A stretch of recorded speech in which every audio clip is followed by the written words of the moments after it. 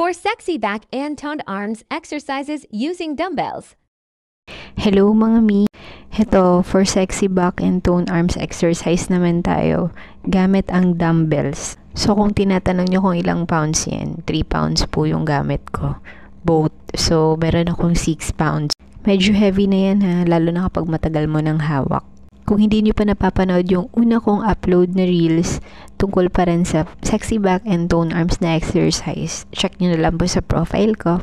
Gaya nga ng sinabi ko doon, kinagamitan ko talaga ng weights yung pag-workout ko. Akala ko din noong una okay lang kahit nawala ng equipments. Pero nung nanonood ako ng mga workout videos ng mga sikat, king bagay rin pala talaga na meron kang mga gamit sa bahay. Lalo na kung nag-home workout ka lang ha. Kita nyo naman sa background ko, nakaipon na ako ng maraming equipments kasi nga investment ko rin naman yan para sa sarili ko. And hindi lang ako yung gumagamit yan, pati yung asawa ko.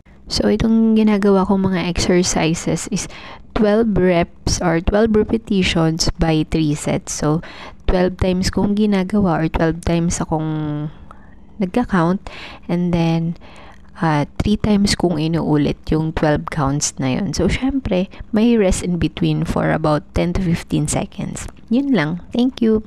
Gayahin nyo na dali.